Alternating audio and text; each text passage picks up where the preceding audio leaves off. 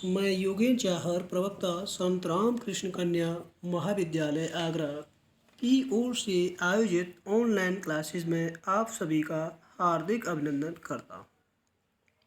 छात्राओं की ये डिमांड थी कि सर हमें प्रतियोगी परीक्षाओं की तैयारी से संबंधित कुछ सहायक सामग्री उपलब्ध कराई जाए। उसी संदर्भ में आज मैं हिंदी साहित्य का इतिहास नामक विषय पर वीडियो लेकर के आप सभी के समक्ष उपस्थित हुआ हूँ। अतीत के तथ्यों का वर्णन विश्लेषण जो कि काल क्रमानुसार किया गया हो वह इतिहास कहलाता है।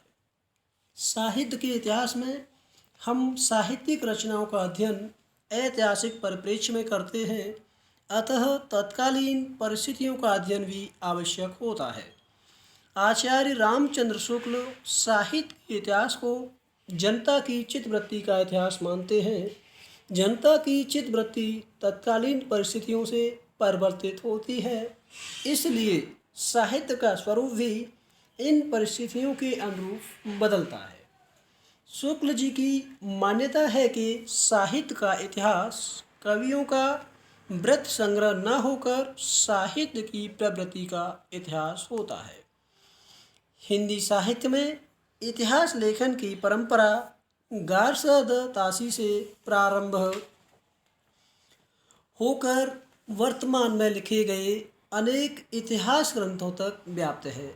आज यहाँ मैं हिंदी साहित्य के कुछ प्रमुख इतिहास ग्रंथों का वर्णन कर रहा हूँ, जो इस प्रकार हैं।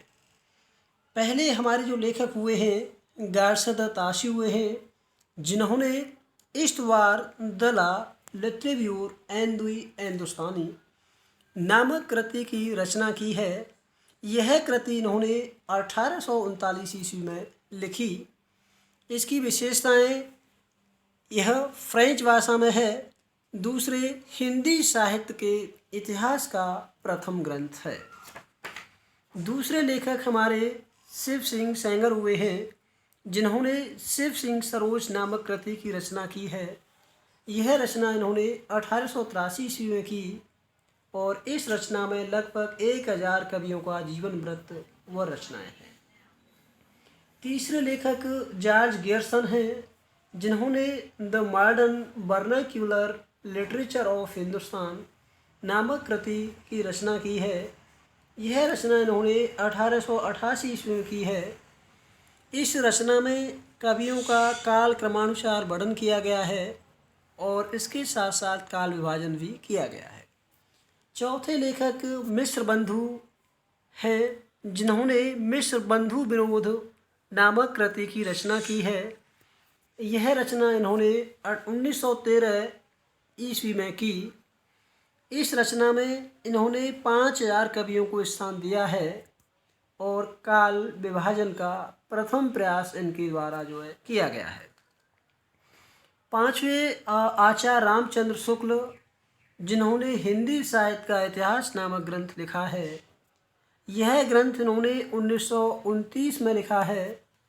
इस ग्रंथ में काल विभाजन किया है इन्होंने, नामकरण करने का सुस्पष्ट आधार दिया है और इतिहास दर्शन पर भी प्रकाश डाला है।